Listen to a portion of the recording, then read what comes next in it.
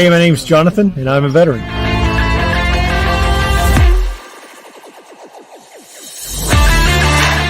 Hi, my name is Daryl, and I'm a veteran. My name is Chad, and I'm a veteran. Hey, I'm Travis. I'm an Air Force veteran.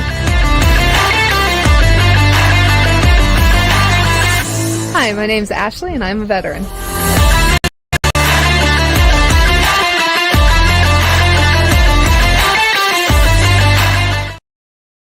Well, hello, everybody. Happy Sunday, and thank you all for being here. Jason, Jim, thank you guys for showing up tonight. Appreciate the support and the love. Thank you for that. So a wonderful guest waiting in the wings as always, and I'm really excited to bring him on. But first, just a couple of things I wanted to shout out. I know I put it out there on Facebook, so if you haven't gone out to my Facebook channel, you can go to Conversations with a Vet. And I am posting my live shows after the fact there with a link, so you can catch up there. But I got a book all the way from Qatar from one of my guests from early on. His name is KG Spradley, and it is called War Junkie, A Cautionary Tale.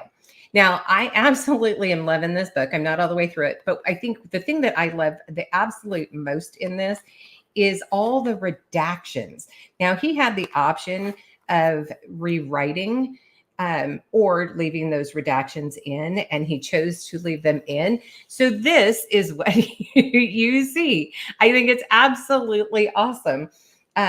Great guy, great guest. You can go out and check him out as one of the live shows that we had done earlier in the year, and check out his book. We also have a ton of books back here behind me from veteran authors as well. And several of those are going to be giveaways. They are signed by the author. They will be giveaways when we hit that 500 sub mark. So be sure to keep an eye out for that. Share this channel, please, with your friends, family. And if you have veterans that you know, have them come check us out. You can also email me, conversationswithavet@gmail.com. And I am usually pretty quick to respond to those.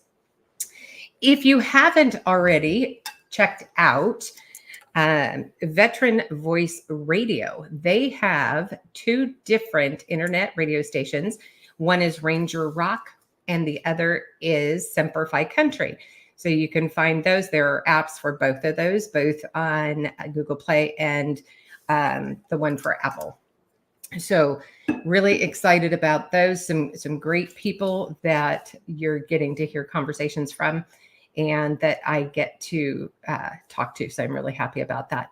So also one last thing. So I heard from Mind Overland, and they unfortunately have had to postpone the Veterans Day gathering that was going to be in the Blue Ridge Mountains this year over the Veterans Day weekend because of the devastation that happened and a lot of road closures, et cetera. So it has been postponed. And as soon as I hear when and where it has been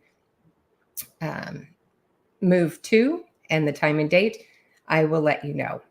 So without further ado, please, everybody help me welcome Jason Steiner. Hey, how are you? Sir. I'm doing great. How about yourself? Doing great. Excellent. I really appreciate you coming on today. Well, I appreciate you having me. I see one of my guests. Have his T-shirt in the background there. Scotty Hastings. Yep. Yeah, great guy. Yep, one of our buddies. So yes, absolutely love his music. And he had a new album out, or a song. A new song. Yeah, he just had a new song that dropped. Yeah, it was pretty special for him too to have Lee Brice and Dolly Parton on that song with him. Yes. And I actually got to hear it before it was released when we were down in Nashville, and we were sitting in a studio, and Scotty had it fired up and played, and I was like, that's really cool to actually get to hear it before it gets to drop. So I know. And when he was a guest on my show, he hinted his people were kind of back in the background going, you can't say anything. So he hinted about something that special that was coming out. So really excited for him for that.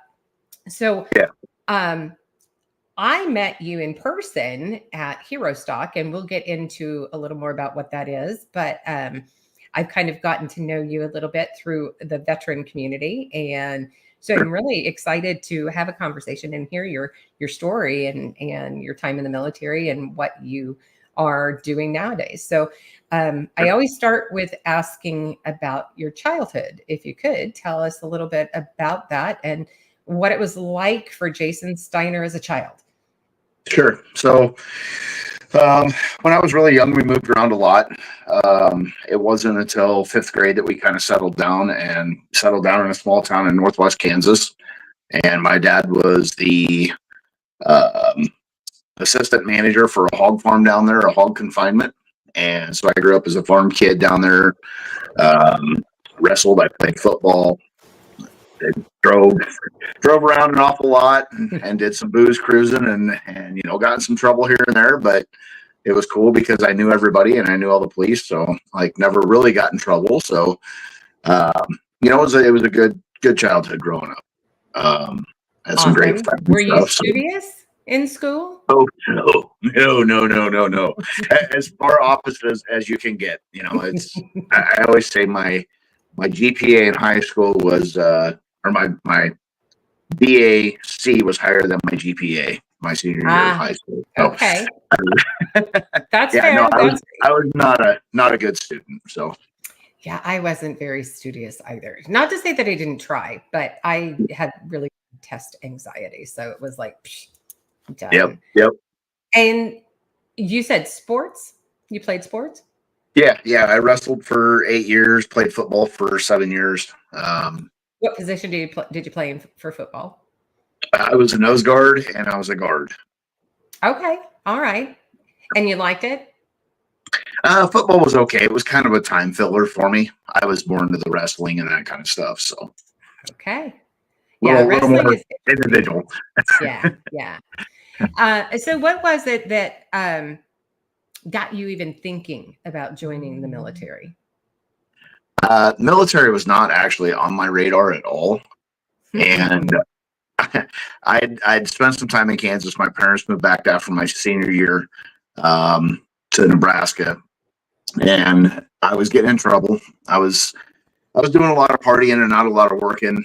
I rode bulls for about a year after my senior year and kind of got into the rodeo life and was getting in trouble.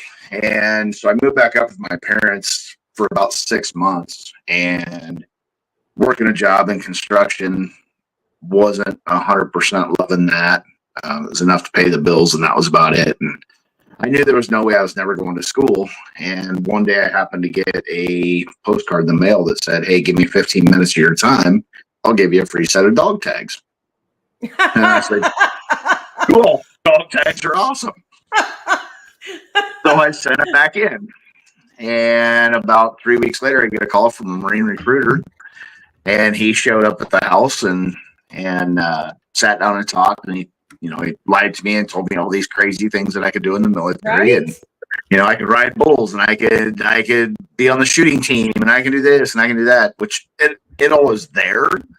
He just neglected to tell me that you're like a 0.01% that actually get to do that as your job. But I still wasn't sold, even with everything that he told me, I still wasn't completely sold. And I don't blame you. No. And he, the best part was the Marines. They have a really soft spot here. I have a soft spot for them in my heart. Right. but they're not always the most truthful recruiters either. So, he went down to his car and he grabbed his dress blues and he brought them up and he goes, "Here, slip these on." And I went into the bathroom and I popped them on and I popped the buttons on and I went, "Where do I sign? These are awesome." So I literally signed up for dog tags and the dress blues. Oh, that's awesome. And they have the sharpest blues ever. I mean, their dress uniform is just amazing. Amazing. Yep, probably the best dress uniform in any of our services, military, first responders. Agreed. It is probably the best. Yeah, So agreed. yeah, Paul that's the what I signed Fifth up for. out there. I have not heard from Paul the Fifth in such a while. I am so glad you could pop in and join us tonight, Paul. Thank you for being here. Okay. So did you have to do the ASVAB, the practice, I forget what they call it for the Marine Corps. And based off of that, were you able to pick what you wanted to do, or? I could. They actually wanted me to go into intelligence, and I didn't want to go into intelligence because I wanted to do something hands-on. I originally wanted to go in as a mechanic. I love twisting wrenches and working with my hands.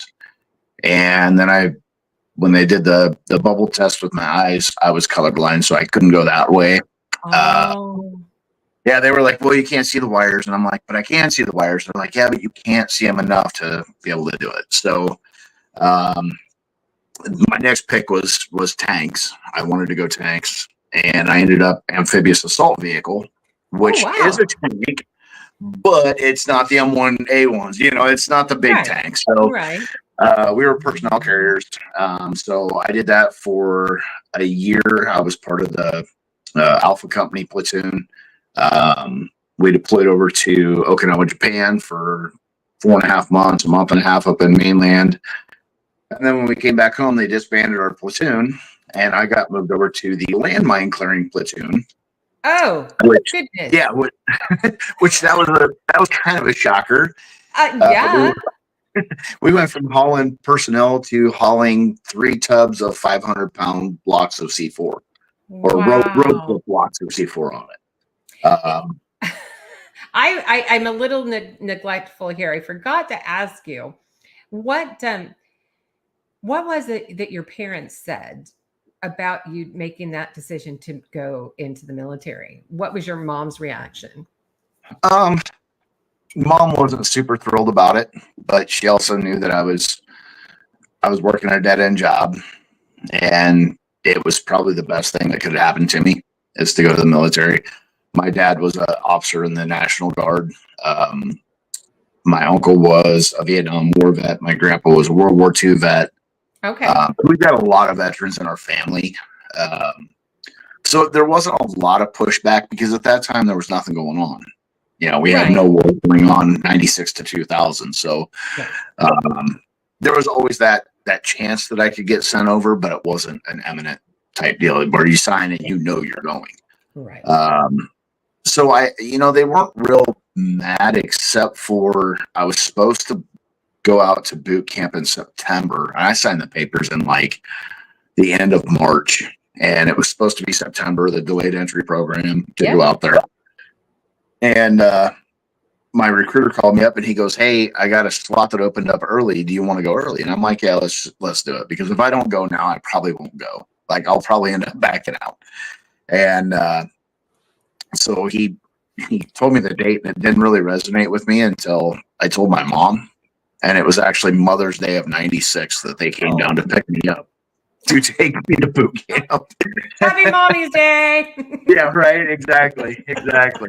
That was probably the only part about the military that she was really mad about, that they took me on Mother's Day to take me up to MEPS and get me going. So, but it was, I think overall they looked at it as a good thing. I was a little bit of a wild child. I'm the baby of the family. I've got 3 siblings, and by the time they got to the 4th one, they were like, as long as you don't die, just make it home whenever, type thing. And so, I was a little bit of a wild child in that aspect. So. Oh my gosh. That's funny because that's so true, right? The first one, you're like so particular and keep germs away, put them in a bubble. And, after that, it's like, nah, you're good. Rub some dirt Just on don't it. die. That's all we ask. Just don't die. Oh, that's hilarious. And so, you get to boot camp, and what was that like for you? Boot camp wasn't. It was intimidating at first. I grew up in a town that was very white. We had no skin color in our town. So the first person that I interacted with when we got to Recruit Depot, San Diego, was about a 6'4", probably 300-pound black guy that steps on the bus and is screaming and going, "Get off my bus!" So, it was eye-opening in that aspect, because I'd never really had a lot of interaction with any of the races. My bunkmate was a black guy from Washington State, and probably one of the nicest guys I ever met in my life. And diverse, culturally, diversity, that kind of opened my eyes a little bit to what the world's like, outside of that small little bubble in Nebraska or Kansas. And so that was really cool. That was a cool piece for me. But overall with boot camp, once I figured out that everything they were telling us through boot camp, all those stupid little things that we had to do, it all led to the next step of what we were doing. And it's like, they're teaching us this for a reason. It's not just to mess with us. I mean, they did mess with us too, but a majority of what they taught, was to get us into that next step of what we were doing, next phase. And, once I figured that out, I was like, now I get it. Okay. Like, now you just have to get through the dumb games that they play, and then everything else is easy. Right. So I kept my head down. I kept my mouth shut. So I wasn't a squad leader or anything like that. I wasn't the scribe, but I made it through, and looking back, it was actually funny. A lot of the stuff that they made us do, once you got through it, it was funny looking back going, oh man, I can't believe they made us do that. Right. So speaking of funny, do you have any funny stories from boot camp? Probably the best one was the Gong Show, which was the night before we graduated. The senior drill instructor came in and sat down with us and took his hat off. And he's like, "I'm not your drill instructor. You guys have already made it. You're graduating tomorrow." He's like, "I want you guys to do a comedy show.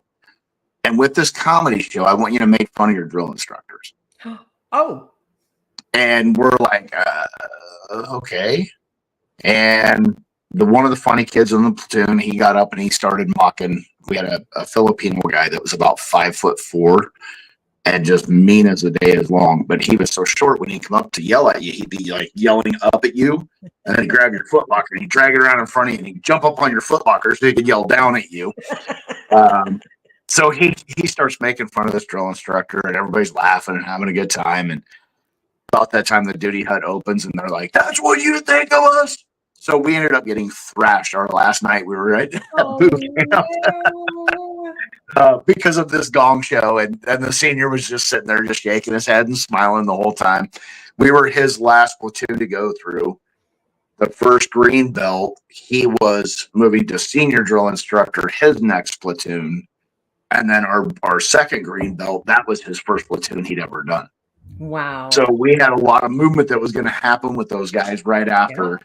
Yeah. And so it was kind of funny, and looking back, it was hilarious that they basically tricked us into doing this. Well, you got to follow orders, right? I mean, right. that was what they told you they wanted. So yep. What else are you going to do? Exactly. Is that as far as you guys got? Was just the one? Just the one. Yeah, we didn't even make it to the next one. We actually looked through the windows of the squad bay of the next one over, and they were dancing with their mattresses. They were having ballroom dancing, but they had to take their mattress off, and they were dancing with their mattresses in their squad bay. Oh my gosh, that's crazy. Yeah. Was it?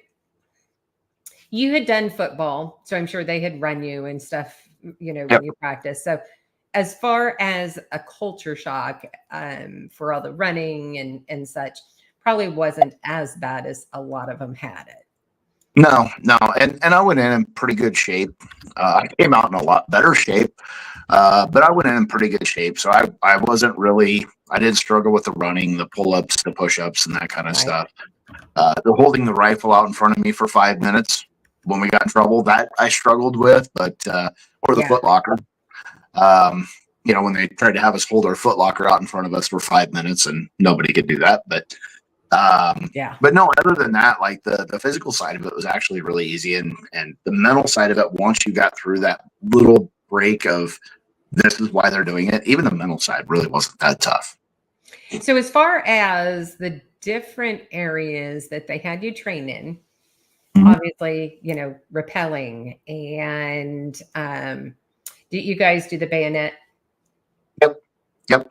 And Yeah, the we got a eagle bayonet course. sticks Yep. and maybe some boxing. A big obstacle course. Yeah.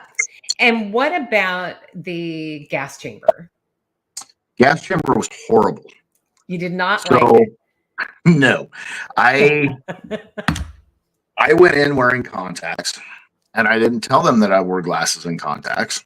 Mm-hmm. So I wore my contacts all the way through boot camp. Oh, wow. And the gas chamber was really, really hard on contacts. So I can only imagine a film on the. Yeah. I ended up actually taking them out and putting them in my mouth before I went in.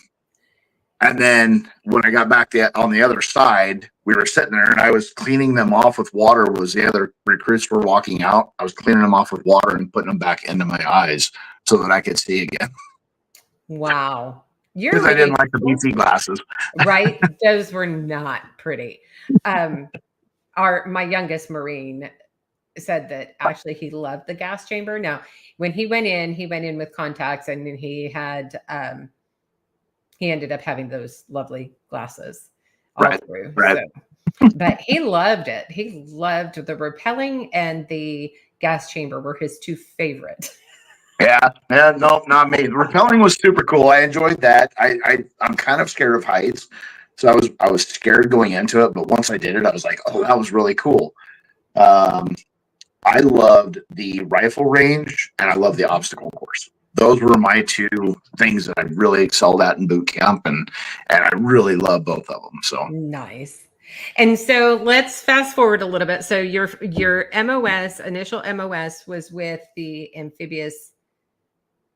Yep, the amphibious assault vehicles. Vehicle. And then they disband that one, and then your new MOS is transporting. So it was still, we were still with the AAVs, the amphibious assaults, but we actually did landmine clearing. So we had 3 rockets with 3 tubs of C4 that had blocks of C4 and a rope, and you'd hit a button and it'd shoot the rope out with this rocket, and it'd drag it out across concertina wire and landmines and that kind of stuff, and then they'd have you blow it up. Well, your first block was like 75 yards in front of the Amtrak. And the tracks were 36 tons, and that blast was so heavy it would actually push it back on its heels.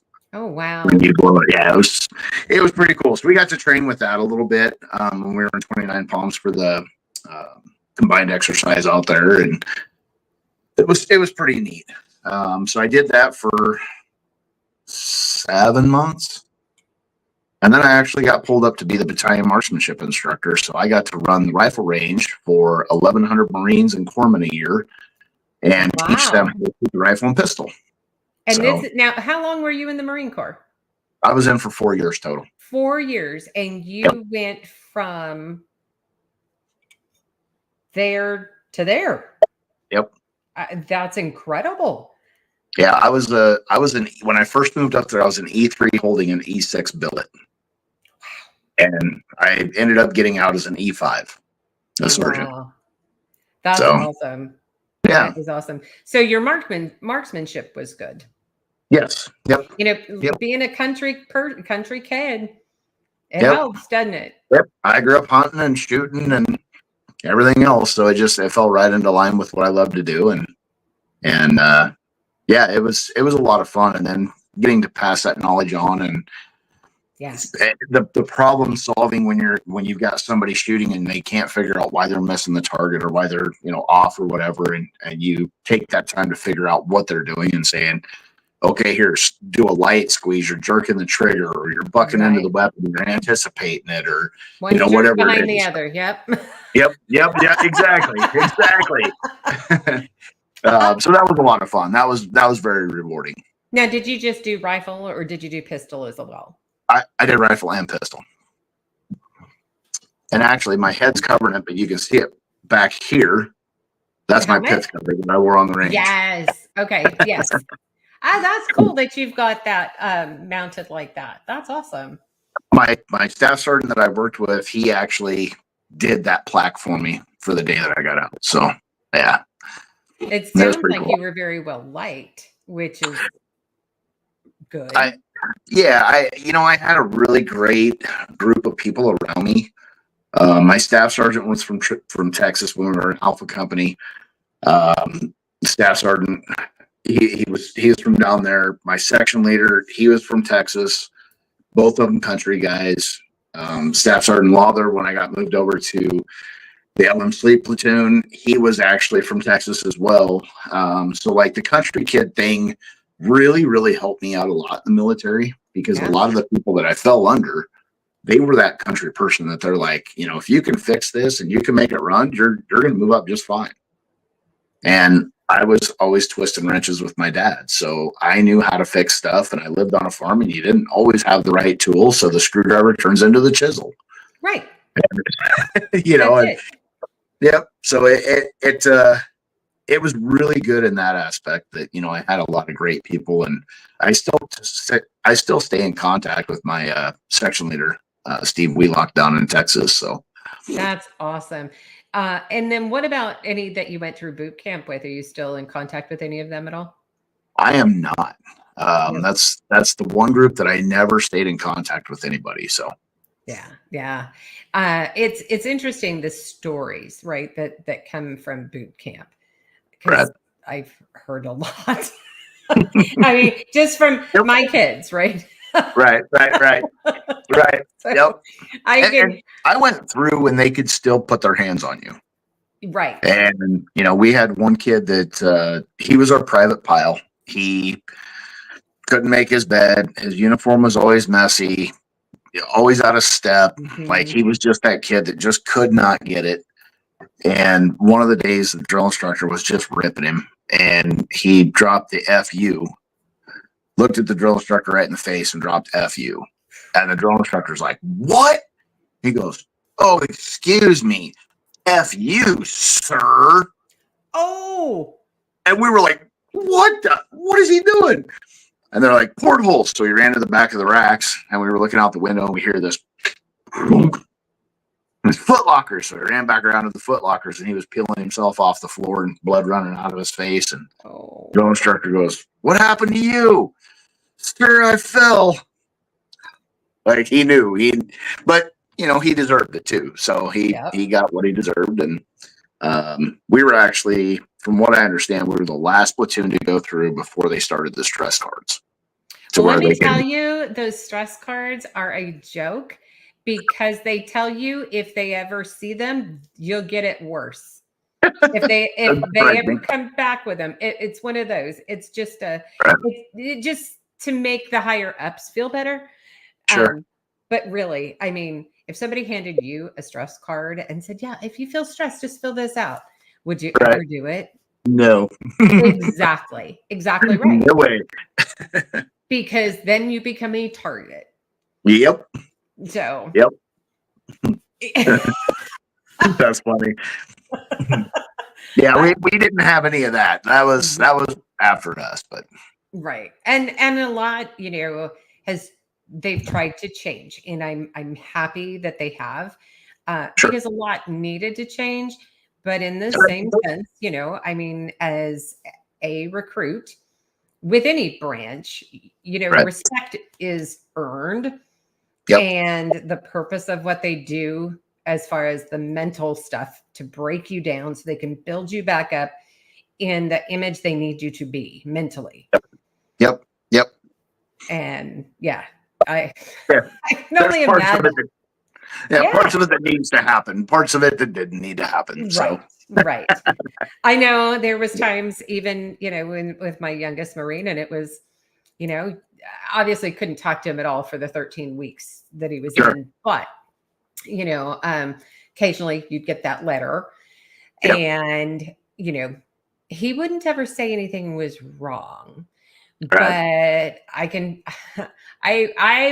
could hear tons of stories from other Marine moms. Sure. Like hundreds and hundreds where their kids were literally writing, "Oh, mom," Right. you know? And me, What I'd did be I like, do? "Suck it up." You know? Right. Yeah, exactly. Exactly. Oh, too bad. Get back to it. Let's go. Right. So that was always fun stuff, I'll tell you. And just the stories in general and how, you could have two people, and I'm sure you're aware of this, right? We were talking backstage prior to the show, and you said this was like your 82nd or something interview. Yep. But you could have two people standing side by side in one instance, and something happened, and each person is going to describe that differently. Right. Right. And so for me, hearing the stories of boot camp and of, where you were stationed and things that you saw and funny stories, I think really helps because, again, everybody sees it differently. Sure. And yep. So And some people are like, I'd never do boot camp again. That was the worst time of my life ever. And I'm like, honestly, I'd probably go through it again. I couldn't do the running part now, but everything else, I'd probably go through again. But yeah, yeah, absolutely. Did you ever get to go anywhere outside of California, Camp Pendleton? We did. We went to Okinawa for 6 months or 4.5 months, and then mainland Fuji for a month and a half. Okay.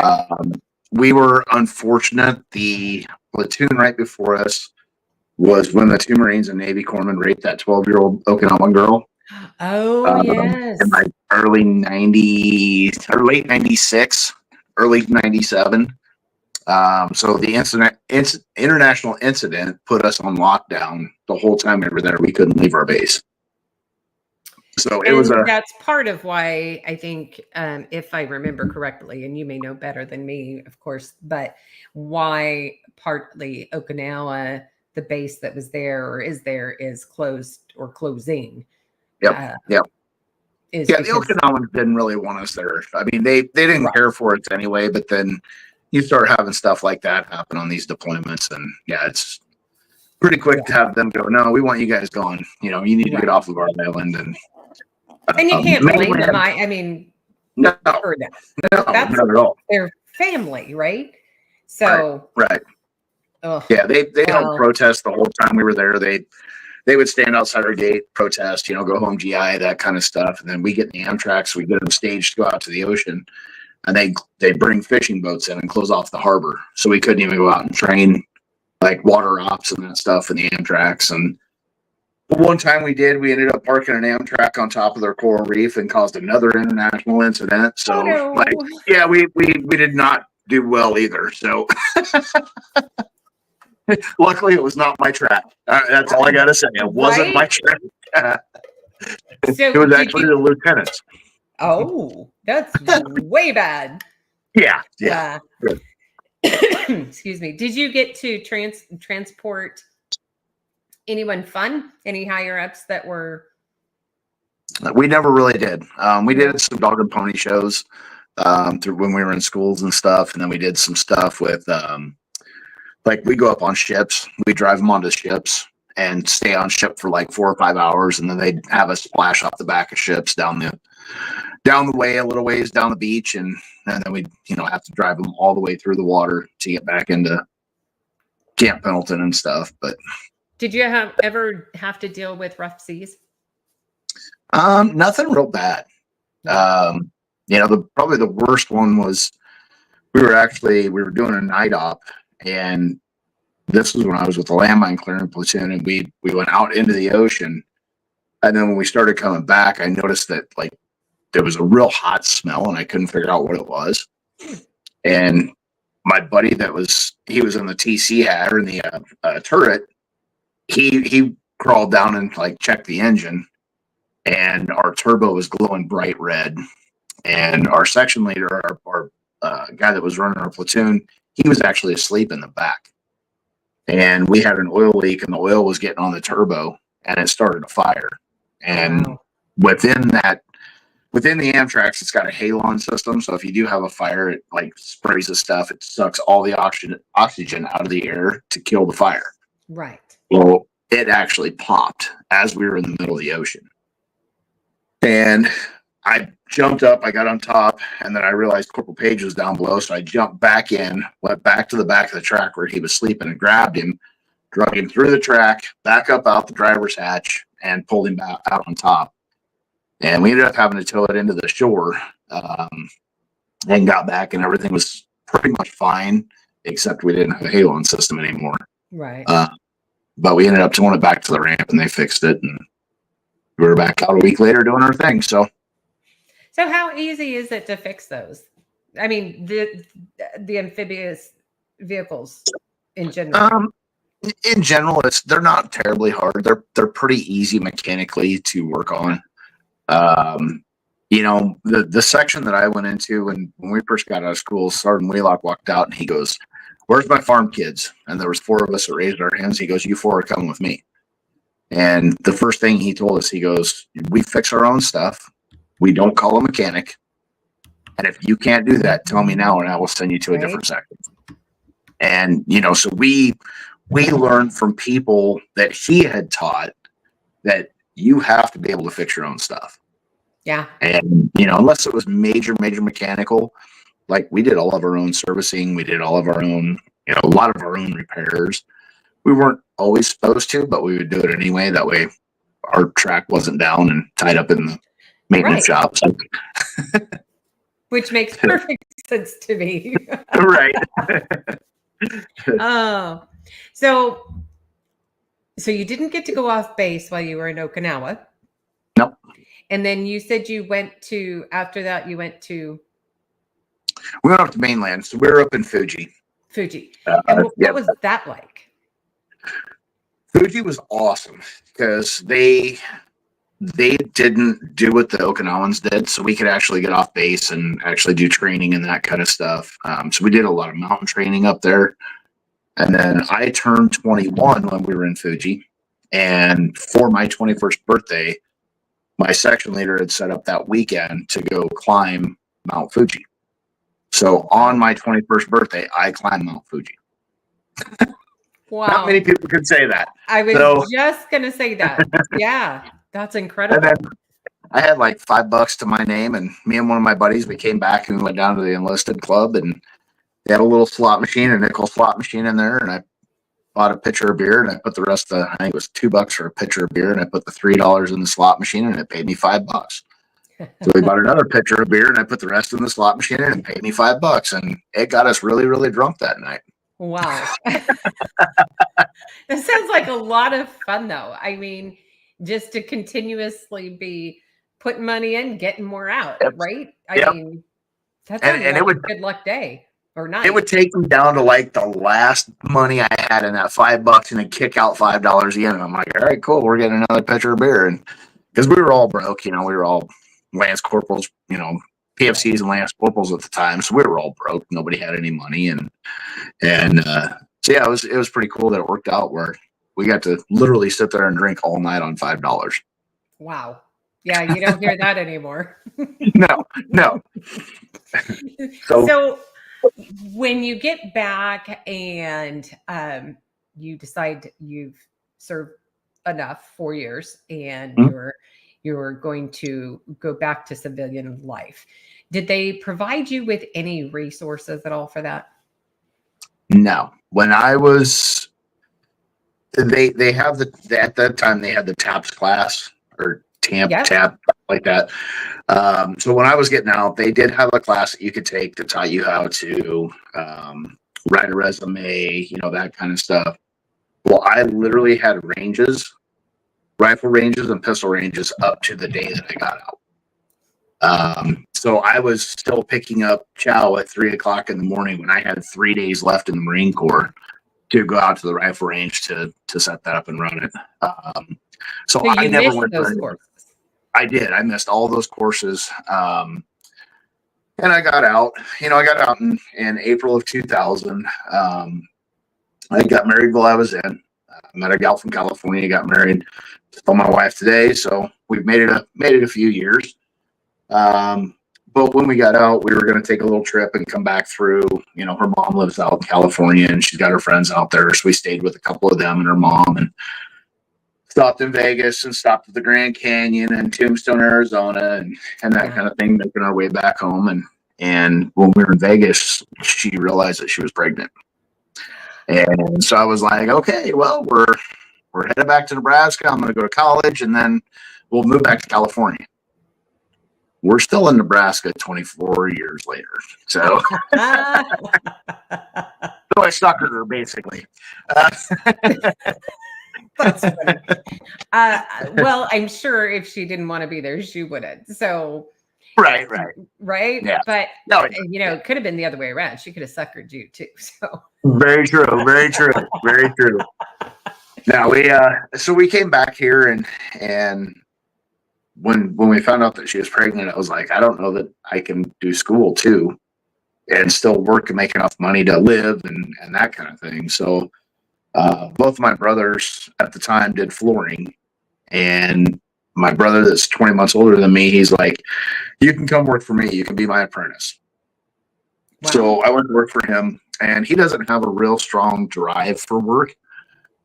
So I struggled really hard getting out of the military and going to a very unstructured world of, you know, waking up at 9 o'clock in the morning to go to work, and you quit whenever you feel like you quit, and you don't finish the job, and So I struggled with that. I worked with him. What did that do for you mentally? Mentally, it was tough. Did you find yourself spiraling? I don't know that I ever really. I didn't have time to spiral. You know, I had a pregnant wife. I had a house. I had a truck payment. I had to make the money. Right. So I never really. I guess I never let myself spiral. It was just that, you know, you got to grind. You got to do what you got to do to make it through this. And I worked with my brother for about 9 months and decided to start my own business. So January 2001, I started Jay's Floors. I've successfully run that business for 23, coming up on 24 years. Awesome. You know, and it's been a good life. It's once you figure out how to integrate back into the civilian world, there's still things today that drive me crazy. But for the most part, you know, I'm pretty well integrated back into the civilian life. Right, so right. Did you end up joining like a VFW or any of those groups? No. So I actually went to a meeting with my dad at one of the bigger national type deals. Mm-hmm. And I had a really, really bad experience. And, you know, I walked in and this older guy was sitting there and he turns and looks at me. He goes, "What war did you serve in?" And I said, "I didn't." He goes, "Then what the F are you doing here?" And I went, "Okay, I'm done." And I literally walked out of there, and you would not have known that I was in the military unless I told you. Right. I had no stickers on my truck. I had no, I completely pushed away from everything military veteran for 19 years, actually. I wanted nothing. 19 years before you came to terms with being a veteran. Yep. Wow. And how did that come about? My kids grew up in hockey, and I was their coach, my son's coach for like 4 years. I coached a couple of my daughter's summer hockey teams. So I was very integrated into the hockey world in Lincoln, Nebraska, which isn't a huge world of hockey, but it's big enough. And there were 3 veterans that went down to Kansas City, and they watched the game between the Kansas City Warriors and the Minnesota Warriors. And USA Hockey had started a division of hockey for disabled veterans. And they were using the hockey for the PTSD, the anxiety, the camaraderie, all that kind of stuff. And they came back to Lincoln the next day. And one of the guys comes up to me and goes, "Hey, would you be interested in being on the board for the Nebraska Warriors? We want to start this hockey team." And I went, "Sure, I've never done a board before." Okay. So I jumped in, both feet in the fire. I was actually elected the vice president of hockey operations. So I set up all of our ice times. I set up all the stuff for the tournaments. And then I was also one of the main fundraisers for it. I ran all the tables and booths. I did a lot of talking to other groups about what we were doing and getting funding. I was a coach of the team for 3 years. So I really immersed myself into that a lot. I really jumped into it. And then in the end of 21, we found out that somebody in our organization got sticky fingers. Oh no. And misappropriated or embezzled about $25,000. And at that time, we had about 140 people on our roster, which is a very high number to have. Yeah.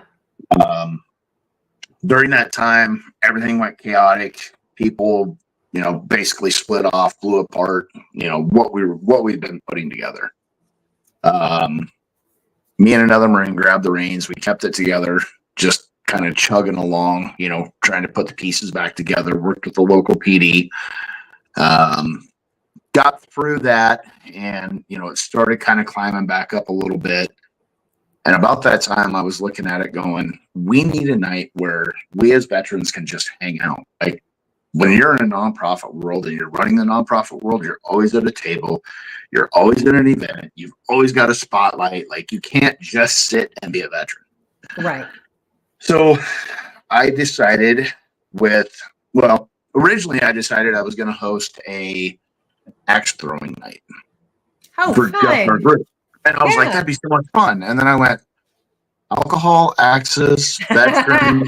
Yeah, I knew maybe not. We're going to the ER at least 3 times. So I nixed that idea, and I was having a conversation with my neighbor that's a Marine.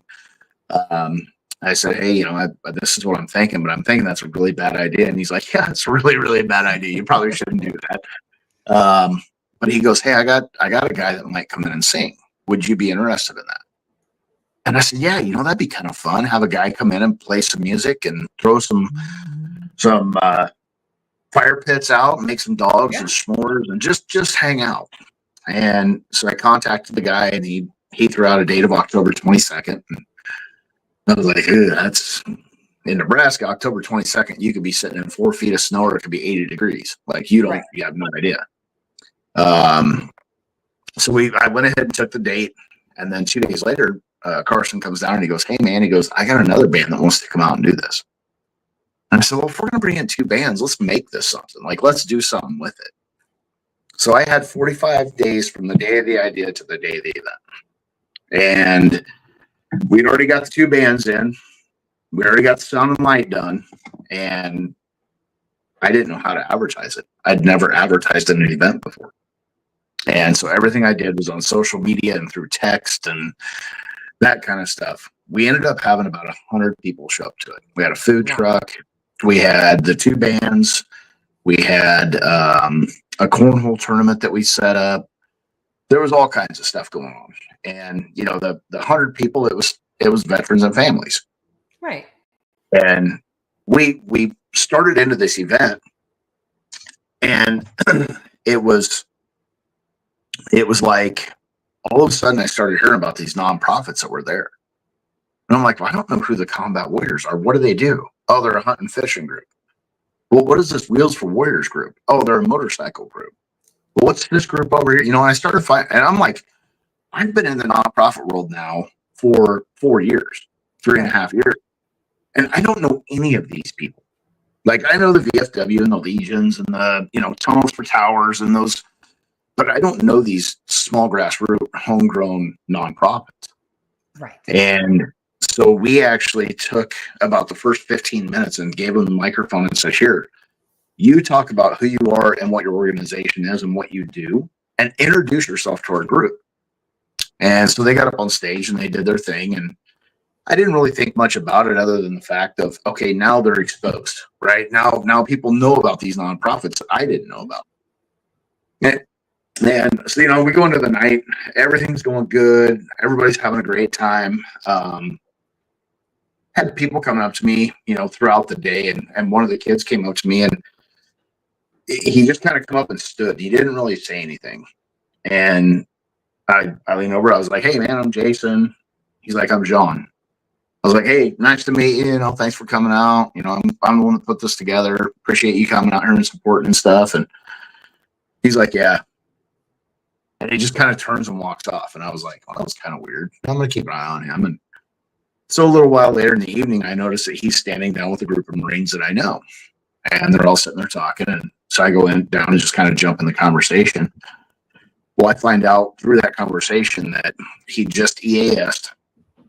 He got a job, but he was literally going from his house to his job and then coming back home and locking his door and staying inside. Like he didn't do anything outside of work. And he goes, "I don't know why I'm here. I don't know why I came out to this, but this is super cool."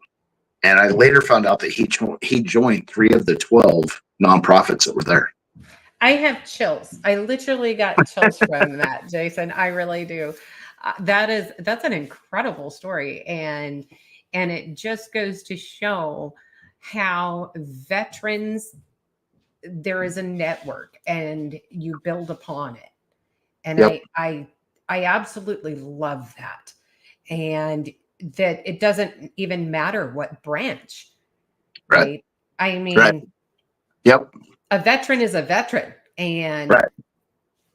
whether you've been whether you're a combat veteran or haven't even left the States, right? You're Yep. still a veteran. And I think that's amazing. Yeah. So he Yeah. joined all but 3, you said? He joined 3 of the 12. 3. Okay. He Yep, joined 3. he joined Okay. three of the 12, but he's out in the veteran world now. Like he's very involved in what those 3 are doing. And he's not sitting at home anymore. He's got friends. He goes out, outside of the event stuff that they do with those groups. He's going out and he's going to movies with other veterans and going out to eat with them and hanging out with them, going to their house, and That's awesome. so that was my huge story, from the very first one that we held. It was originally called Vet Stock because we played off the Woodstock thing and we just did Vet Stock, and it was just going to be for veterans and their family. That was it. That was all it was ever going to be.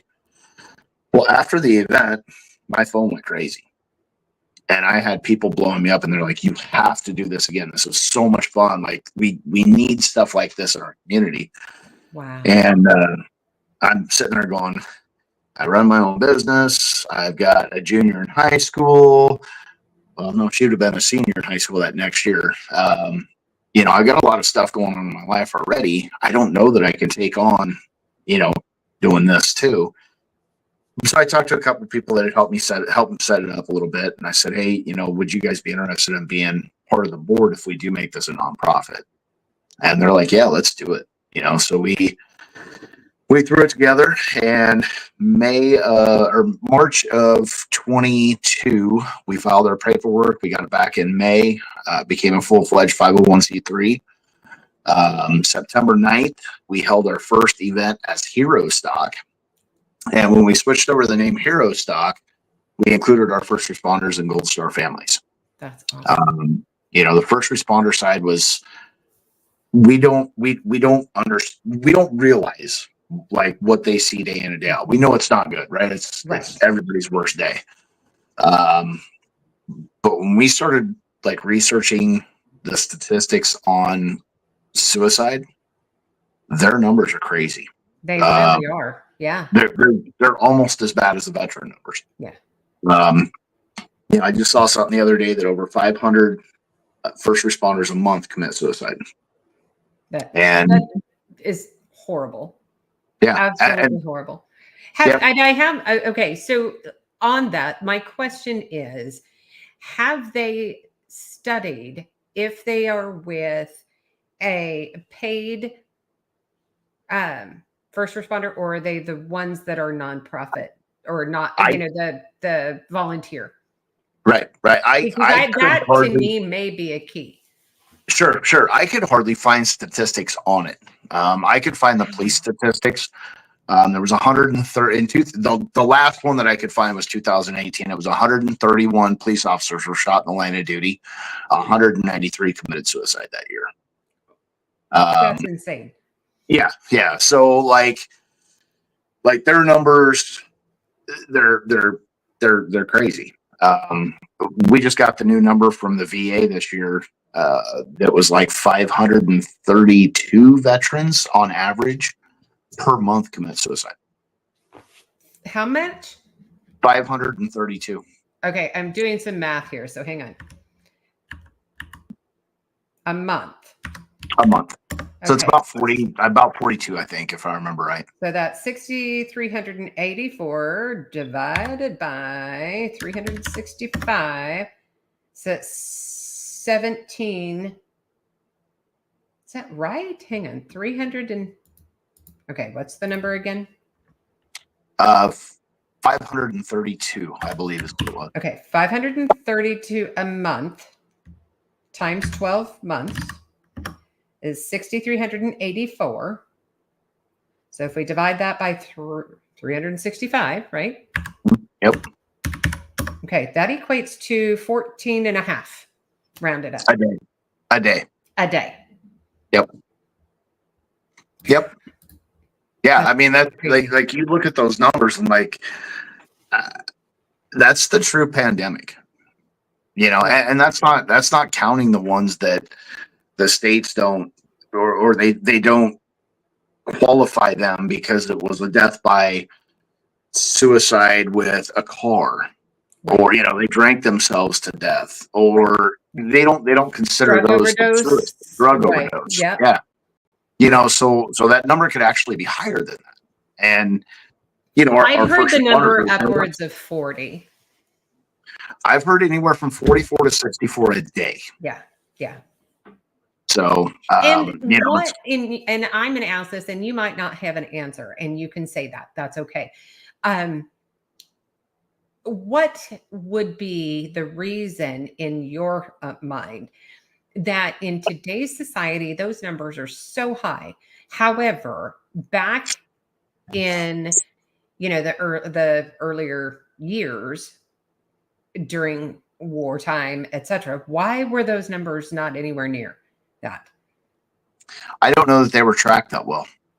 I think part of it is they're being tracked better. Part of it is we have become weaker minded. You look at our grandparents. My grandpa was a World War II vet. Like, he never talked about the war, right? But he just didn't. Like, that was something that happened. He closed it out. It was done. Now, he never watched a war movie, nothing like that. But I think also too, like, I never deployed. I never went to combat. But the one thing that I hear all the time from combat veterans is when you're over there, it's easy. You have one job: stay alive. Right. That's it.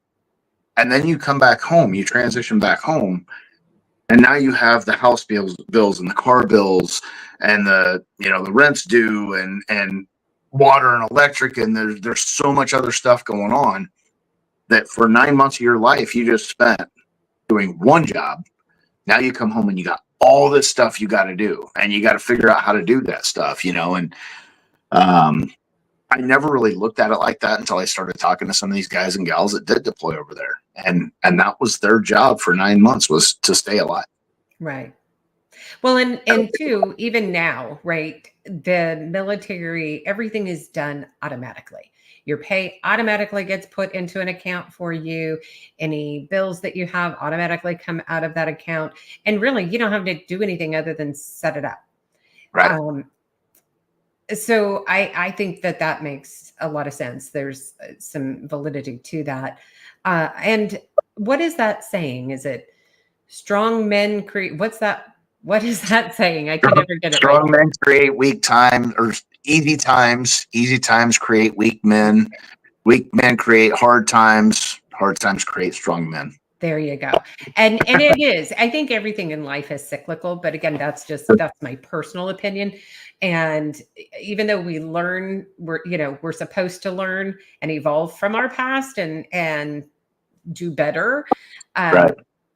If we don't teach it, then we never learn. We're set to that same cycle over and over and over again. And it might be 50 to 100 years before it happens again, but it will happen again. And that's the tough part, right? Because we know it's coming. We just don't know when. Exactly. That's the scary part. But you start your 501c3 HEROSTOCK. And again, it is a venue that is of what? I mean, I know, but for our viewers and those in the chats. So, it was originally started as just a night to hang out, and we had music. I love music. Music's a huge passion for me.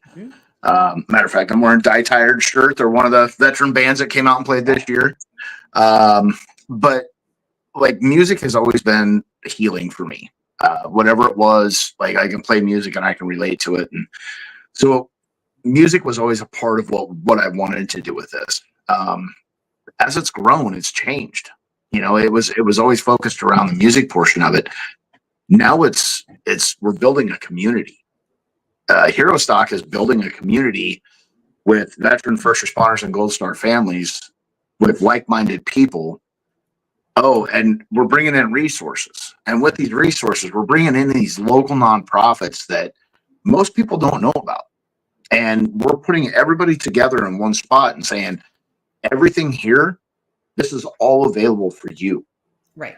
And most of these programs that are out here are free. Yes, probably 99.9% are free. Now, you had, how many HEROSTOCKs do you generally, on average, and I know you're still very young, but do you hope to, or have you done per year? So this year was our biggest. We did 3 this year. We went to Rolla, Missouri, June 29th. We went to Lebanon, Tennessee, August 3rd. And then we had our main one here in Ashland, September 13, 14. So we ended up having 4 days worth of HEROSTOCK events. Rolla, Missouri was horrible. It was 110-degree heat index. It had rained all morning long. Oh, There was chance of storms throughout the whole day. Like, it was terrible. Indoors or outdoor? It was outdoors. Oh, I'm so sorry. Yeah, it was rough. We had about 350 show up to that, which wasn't bad for the first year turnout. Then we went down to Nashville, or down to Lebanon, and Scotty Hastings. We kind of talked about him a little bit with the shirt and background there. Yeah. He was like, dude, you got to come down here. He goes, we can make something happen. And so we went down and we met with Black River Entertainment, which is his label. Talked to them about it. They love the idea of it. So we took it down to Lebanon. We had about 350 people come through there throughout the day. And then our final one back here, we had rock night on Friday night, and we had country night on Saturday. And Friday night was a 6-hour event, and Saturday was a 9-hour event. And we ended up putting 11 bands on stage over the 2 nights. That's a huge number. That's a huge number. Yeah. And all of them either had veterans in the band or were veteran singers. We brought in guys and gals from Alaska,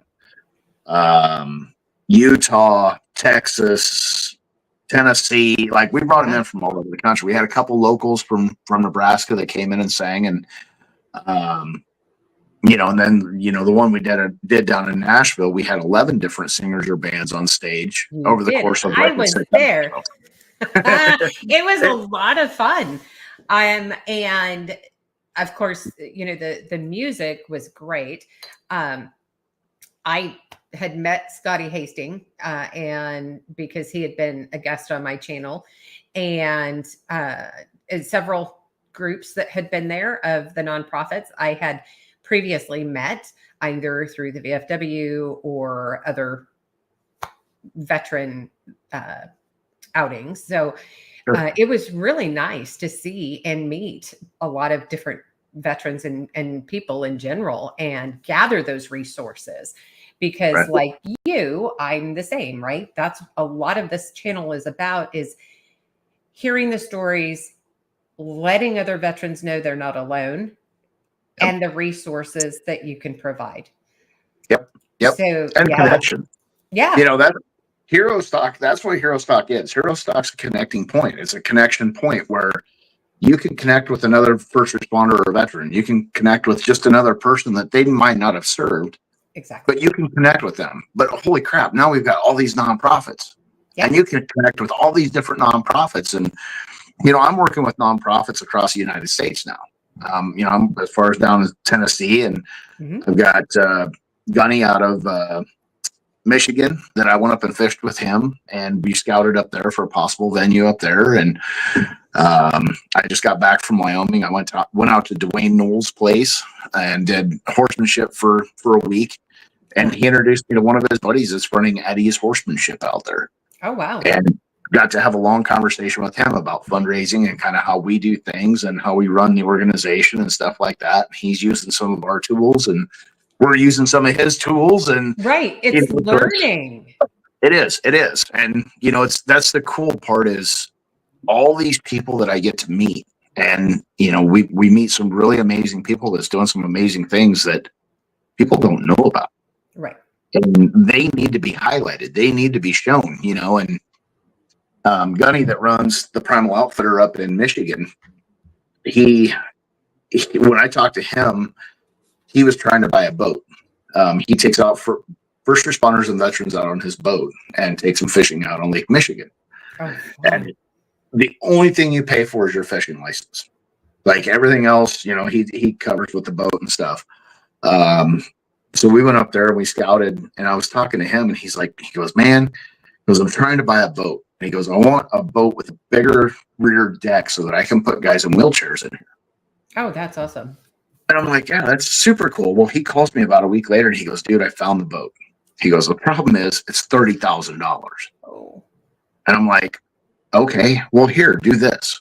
So I sent him our tiered sponsorship that we were using. And I'm like, revamp it to work for you. But take this to your businesses and say, this is what you get for what you're giving. You give me $1,000, you get a 12-inch sticker on my boat. That's going to be put on everything that I push out on social media. It's going to be seen everywhere the boat goes. And I think it was 3 weeks. He raised $30,000 for the boat. Wow. And he bought the boat. That's awesome. Yeah. And then I got to fish on it when I went up there and met with him. So it was kind of a double deal Right? for me. It's a win-win. Yeah, exactly. You know, but it's cool being able to, you know, and some nonprofits, they won't use your advice, and some of them will, and that's fine. But I'm willing to talk to you about it. And, you know, I've got local guys here that call me all the time. Hey man, I got this idea. What do you think about this for a fundraiser? I'm like, dude, that sounds good. I would do this, and this. Oh, yeah, I didn't even think about that. Or, oh yeah, that we've already got that planned, you know, and so it's really cool to be able to connect with all of these different people and see what's available out there, not just in the state of Nebraska, but across the United States. Exactly. And then I get that call of, hey, we've got a veteran that's really struggling right now, and they need equine therapy, and they're in Wyoming. They need to go up and see, you know, Eddie's horsemanship up in Sheridan, and he will take care of them. Yeah. And you make that connection, boom, now he's got a place to go. Right. Yeah, You know, I think that's huge. Absolutely huge. And what you're doing and how you're helping the first responders, Gold Star families, and veterans as a whole is just amazing. Now, for anybody who has not heard of or gone to HEROSTOCK, explain what you've got planned so far for 2025. So for 2025, I'm actually going to start with this. Like I've been on like 80 some podcasts, and everybody that hears it, they're like, oh my God, that's a great idea. But they don't understand it until they go. Like Andrew Ferrier was a big one. You know, he's with the VFW down in Tennessee, and I went on his podcast and I talked about it. He's like, man, this sounds super cool. Like, that's awesome, you know, blah, blah, blah. And he called me the Monday after, and he goes, I didn't fully understand. what you're doing. Oh, until he went. Yes, and he was like, now I get it. He goes, anything you need, I'm behind you. Like, you just let me know. But up until that point, it sounded like a cool event, right? Oh yeah, that's cool. We got music, we got bounce houses for kids, we got stuff, But until you're there and you actually see it, feel it, smell it, touch it, you don't grasp what it truly is. So for anybody listening, please come out and see one of these and understand what we're doing. That's the best way to explain it. But for 2025, we've got a lot of things right now planned for the state of Nebraska. We're looking at some out-of-state stuff this year, possibly. But right now, we've got a golf tournament set up for May 29th. We've got a golf tournament set up for July 19th. Our main event's going to be August 22nd, 23rd back here. It's going to be another 2-day. We're working on setting up 2 smoke-off events right now, where we bring in professional smokers, bring in bands. They play while people eat food, and it's a great time. That sounds like so much fun. They're a blast. I love smoked food. It's awesome. Like, you get all these different guys and gals that come in and set up these awesome smokers, and you sit out there and you listen to music and have some amazing food. And last year we did the one up in Omaha. We did 4 ribs, 4 pork ribs, 4 wings, and 2 sides for $25. Wow. Like, super cheap. At the end of the day, that's pretty cheap. So we sold 248 plates of food, and we had a bunch of people that just sat around and listened to a couple local bands play. And again, it was that bringing people together. That's our main focus, is to bring people together, whether it's over food, over music, whatever it is. So we got 2 of those planned again this year, or we're working on that right now. We've been asked by 32 different states to come in and do this event. And there's a reason for that. There is absolutely a reason for that. And I didn't realize starting this that this was needed as bad as it's needed. Yeah. And I think more than anything, and this is again my personal opinion, it's one thing to say and put it out there, hey, we're here for our vets, right? It's another to open it up to where you guys are literally face to face. Yep. And I think that is one of the key ingredients for this and the success that you're having with it. Yeah. And we had 9 different states come in this year. Yeah. To see what we were doing. 9 different veterans from 9 different states showed up to see what we were doing. And see what it was about. See what it was about. Last year we had 16 different states that was represented at the event. Wow. Right to date, we've served over 3,000 first responders, veteran, and Gold Star families. Total number of nonprofits we've had at our event. Some of these are doubled, but the total number that's been at our events is about 140. And we've put over 30 bands total on stage over the 3 years we've been doing this, or 2.5 years. That's amazing. I know. So you guys have, and you have different trees that have the name and photo or something along those lines from different wars, right? So that's actually the Tree of Valor.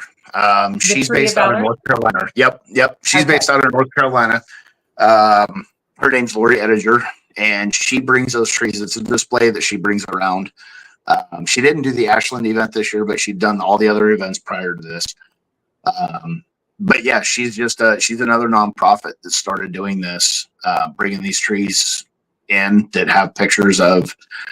And it could be anywhere that's just a veteran or first responder that's served or serving, to somebody that lost their life, for the Gold Star trees, to the suicides. She actually has the 22 a day trees. And, those trees seem to be growing faster than the other ones. So they do. I have to say, so she enlisted my youngest Marine to help. And he could choose whatever tree he wanted to work on. And he chose the one from Afghanistan, from Abigate, because that was the one, my oldest Marine, that was his unit. Oh, wow. Yeah. So for my middle child, youngest Marine, that was just so touching. So, to volunteer to help as a veteran himself and just jump in, it was really good to see for me as a mom of a veteran, right? Right. So I thought those were. The Abigail tree gets a lot of notice. That's so the first year that she came here, which would have been last year,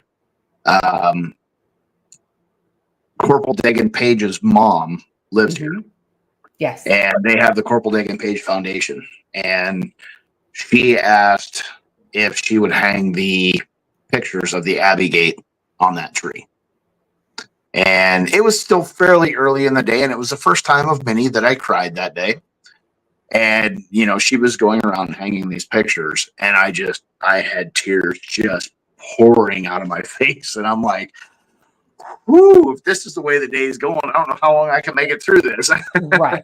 But it was so, everything there is amazing at these events that you have, from, the Valor trees all the way to each one of the resources that come for the veterans is just amazing. And everybody has such an energy about them.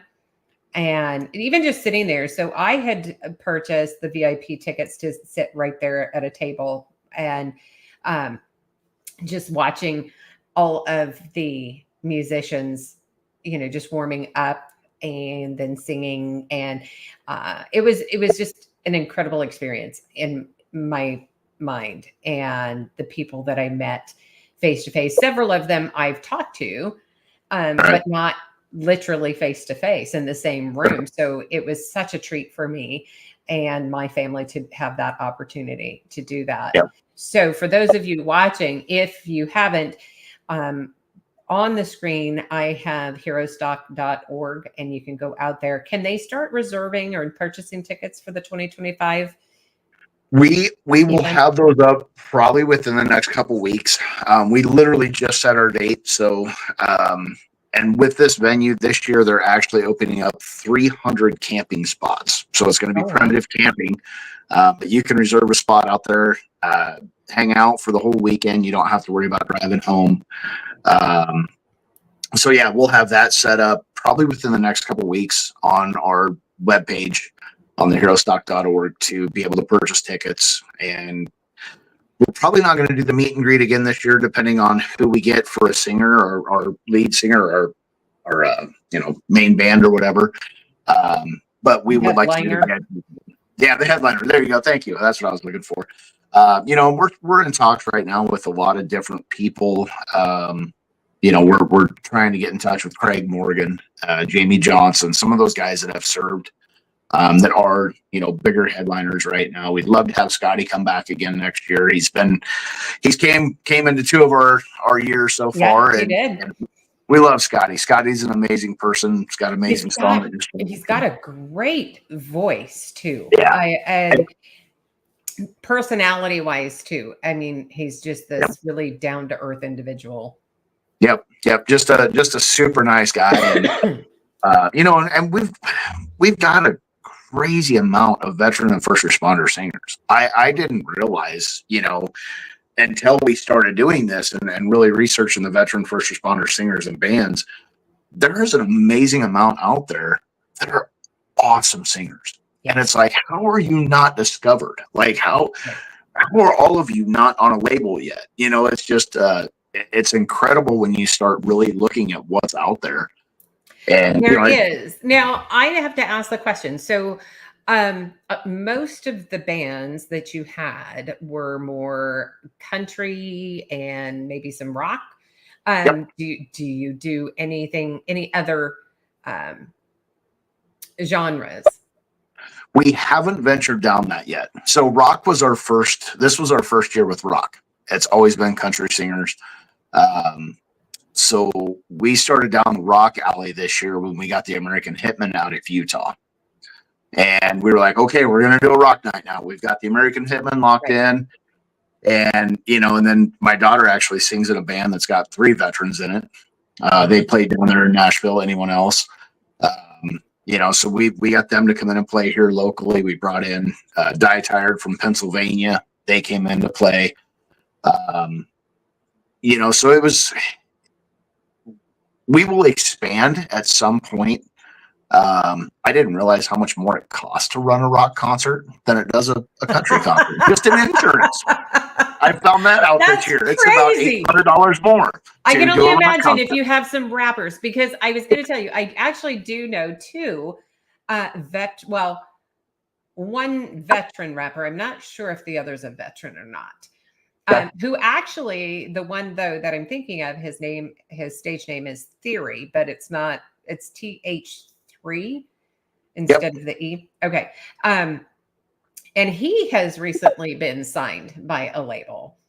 Oh, cool. So, yeah, but and it's his rap music. The lyrics are it's more of a story instead of just a bunch of explicit. Yeah. Which is interesting. I'm really enjoying it, which, I'm not huge on rap. I was really spoiled back in the 80s when the Beastie Boys came out, right? Right. So there's nothing that compares to that. Now, again, that's a pretty biased comment, but. Right. That's awesome. But yeah, we'll have to talk after, because I do have some names for you. Awesome. That you can write down and even get you some contact info if you care to have that. So, sure. For anybody watching, if you guys have any questions for Jason, if you could go ahead and get those put out there in the chats. So we have, let's see. So Christine White says, if you want to come back to Tennessee, I will help. Just tell me what you need. Awesome. And of course, Jason says, are you coming back to Tennessee anytime soon? I love it. I know. He also says, if not, Carolee and I may have to come to Nebraska for one of these. Let's go. Yeah, right. I am all up for traveling. I love it. I think that's one state I have not been to yet. Is Nebraska. You haven't missed anything. Oh, okay then. No, it's actually a beautiful state, but yeah, it's going down to Tennessee this year. It was the first time I'd ever been down there. So it was beautifully green, probably dry though, I think, at the time you got there, because we haven't had moisture in months. Yep. I actually made 3 trips to Tennessee this last year. And the first one was in January. I went down and saw Scotty and met Black River. Oh, I guess it was before that. We went down one time before that, so it would have been in 2023. I took my daughter down to Nashville, and Guitars for Vets was doing their 21 gun salute just outside of Nashville, and they, through Scotty, invited Bree to come down and sing the anthem. Oh, so we did go down, and we went. We literally flew down and back in like 48 hours, and we were down there for. I think we were on ground for like 9.5 hours or something like that. It was something stupid. But she went in and sang the anthem at this event, and then we jumped back on the plane the next morning and flew back home. Then we went down in January and saw Scotty and them, and then we went down again for the event. And I love Nashville. I'm not a huge fan of Broadway. Yeah. But the Nashville off of Broadway is actually pretty cool. So yeah. And I would love to come back down. Yeah, they've put a lot of new bars that are from very famous country stars out there. Yep. And we hung out at. And did we you hung have out fun? at Jason Aldean's and Miranda Lambert's, and we hung out at a bunch of the bars down there. But yeah, and they'd opened up Garth Brooks, I think, and Morgan Wallen, and And interesting how, it's all turned into that down in that area is all the country stuff, which is quite interesting. So, and for a guy that loves music, where you can walk down the street and you walk in any one of those bars and there's a band playing that could be on a stage anywhere. You're like, this is a pretty cool town. Yeah, 100%. So Jason says you're always welcome here anytime, brother. So awesome. Appreciate that. Yeah, we're not far actually, because we are in Tennessee, so we are not far from Lebanon or Nashville.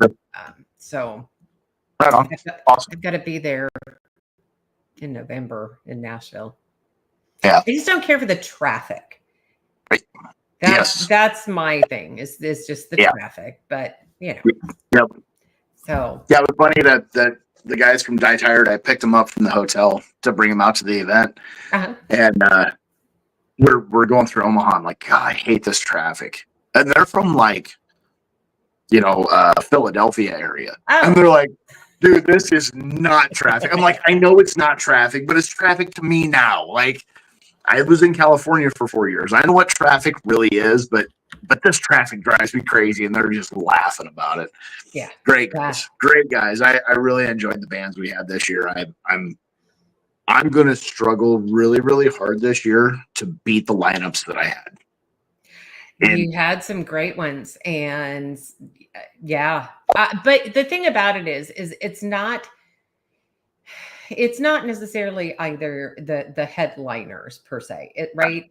It's showing veterans that there are other veterans who are able to help heal with their lyrics and music. Yep. And so it's not all about just the headliners. Right. Yeah, it's not about and it's not even really about the music anymore. Like, the music is a piece of it, but the nonprofits are such a bigger piece of what we're doing and making that connection with what's available. And and I'm still finding nonprofits all over the place. And me too.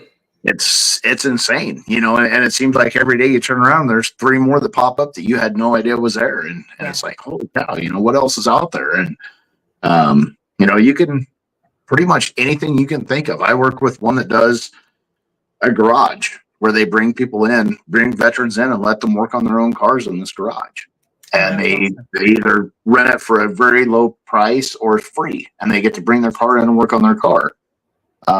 Arts and healing, the equine therapy, the motorcycle therapy, there's just fishing, guitars for vets, like it.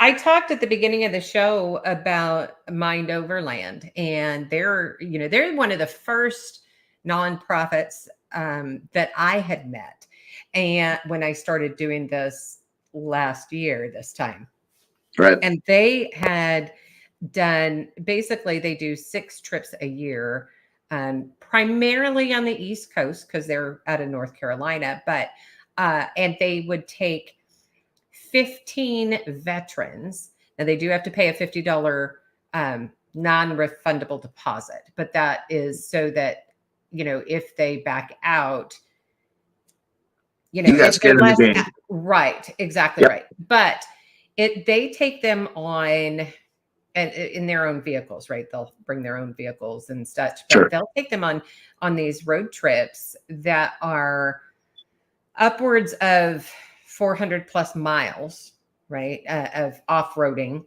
And they pay for all of their gas. Mind Overland pays for all their gas and their food during this time. And then in addition to those 6, they had their first annual last Veterans Day of where there was over 150 veterans and their families that showed up. And there was a place there that had basically donated their land and power for this event over that weekend. And my husband and I went as veteran supporters because at that time we still had 2 that were in the military. So, and it was just amazing. So they did giveaways. They had a speaker that they had out there. She was amazing. A lot of people came around the bonfire, telling stories from all different branches. It was really, the camaraderie was amazing. Right. And just, again, starting out for me in this world of podcasting and veterans, I learned a lot. I heard, I heard a lot. I learned a lot. The camaraderie was just amazing, and everybody was just so kind. Yep. And I think people who don't really know, I mean, you just never know who is a veteran, right? Right. I mean, there are so many veterans in the U.S. that don't walk around with it posted on their hat or their shirt or their car or whatever. Yep. And so I always tell people, be kind, because you don't know who you're talking to. Yep. And that stands true in every situation, whether it's a veteran or, whatever the case may be, right? You treat people the way you want to be treated. That's the way I was raised. But it was just an amazing event. And so when it pops up again, when they get it rescheduled, we'll post that out there. But awesome. That would be a great one for, for them to come out and be at one of your shows and have a little booth. Sure. Yeah, definitely. Let people know. Yep. And I'd never heard of them. So, even the podcast tonight, now I've got a group that I've never heard of before that I can go, oh, you like four-wheeling and off-roading? Here's a place. You know what I mean? That's what it's all about, is finding all of these nonprofits that are doing amazing things. Because there are nonprofits that aren't doing amazing things. There are those too. So I lost your sound. How about now? Yep, I got you. So you're going to learn more about those who have negative things going on than what you do for those who are doing great things. And the reason is negativity seems to catch everybody's attention more. Yep. Which is a shame, but. Yep, it is. It is. And I'm happy to always find those new connections to just say, hey, this is what we're doing. We'd love to have you be a part of it. What events are you guys doing? And we want to be able to push this out, because I don't know how much you watch my social media. I do all the social media. I'm posting stuff all the time about other nonprofit stuff that they're doing, their golf tournaments, their whatever it might be. Because that's part of being that connection point, is exactly right. Push your information out so that people know what you're doing.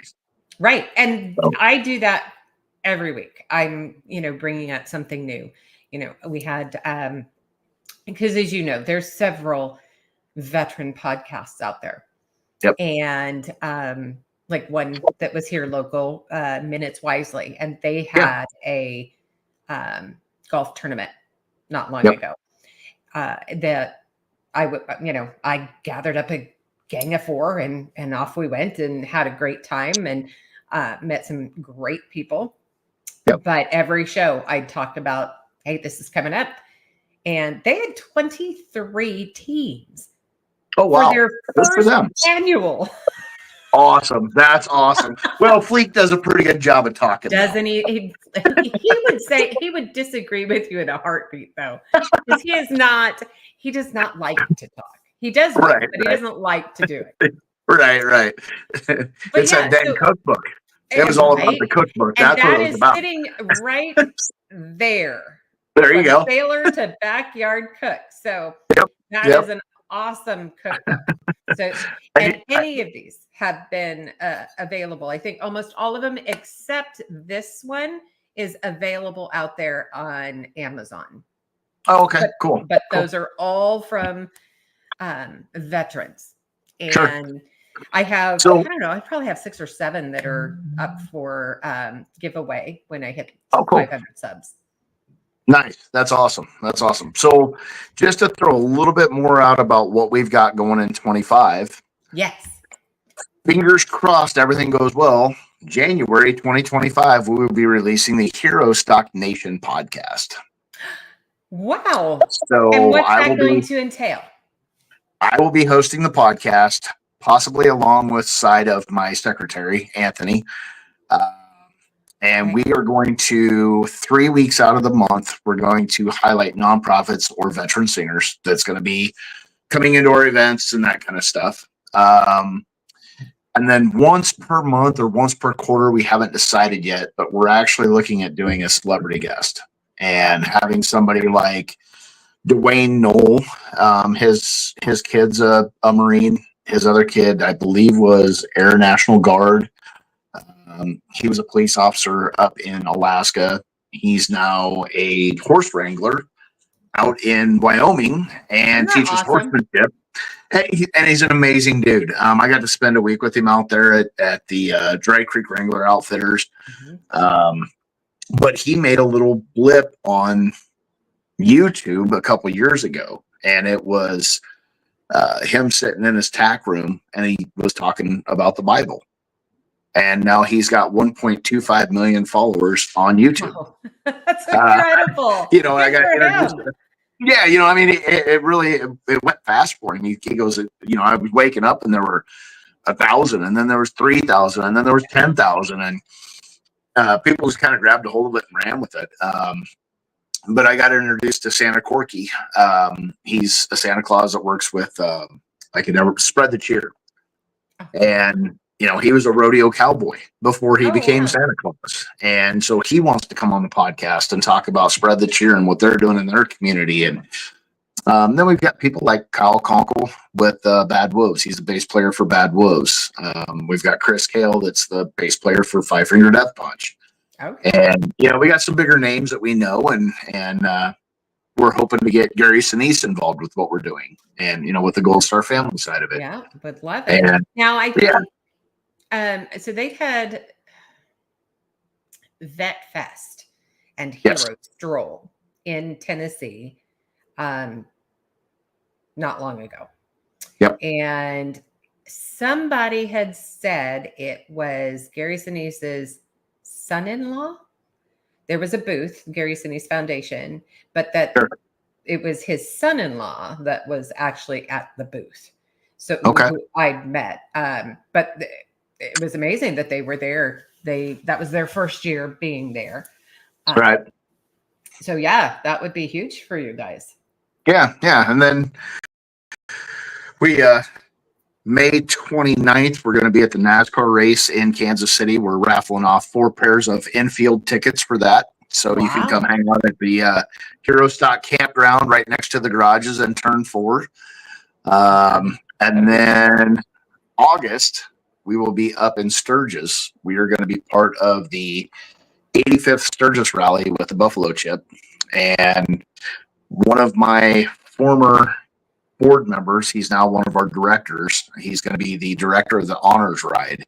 Oh, wow. And it's going to be capped at 200 motorcycles. They'll start in Belfast, South Dakota, and ride to Sturgis. But we're going to do like a presentation in Belfast, and then we'll do that on Sunday. And then Thursday, we'll be on stage at the Buffalo Chip, and we're going to present a motorcycle to a Gold Star family's kid. And then Wow. Scotty Hastings will have an hour and a half to sing on that stage. So, and this was all done through HEROSTOCK Connection. So it's a pretty cool deal.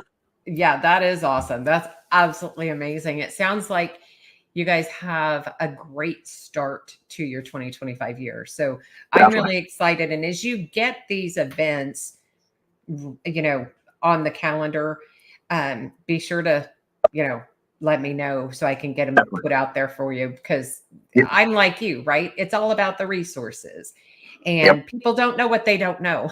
So we Yep, gotta exactly, help keep exactly. everybody informed. So I'm For not sure. seeing many questions. Christine, what was in November has been postponed. It was for Mind Overland in North Carolina in the Blue Ridge Mountains for veteran supporters. But that has been postponed due to the hurricane damage. So when that gets rescheduled, I'll put it out there. And if you're interested in going, then we'll put it out there and you will have that information. So, Jason, is there anything, if you could give any advice to anybody, male or female, looking to join the military, any branch, what would you say to them? Join the best. Go Marines. No, it would probably be, get in shape before you go. Right. and learn your history of whatever branch you're going into. That will help you out a ton. Right. So I think I don't know about any, I can't speak to any branch, but obviously the Marine Corps has that delayed entry program, which really is a huge help for those who want to join and help get them, you're learning as well as getting in shape. So you're learning about, the history and all of that in advance. It's kind of like, so when you do go in, it's like a vacation almost. Yep. With running, lots and lots of running. Right. That's awesome. So, well, I do want to thank you very much. If you want to stay put while we wrap this up, and everybody out there in the chats, please, at the end of the show, make sure you go out and hit that thumbs up, share it. And if anybody's watching who has not subscribed as of yet, please do so, because that gets the word out for other veterans about resources and other people that they can communicate with. So again, I want to say thank you very much, Jason. And thank you. Everybody else, please have a wonderful rest of the week, and we will see you again, same time next Sunday.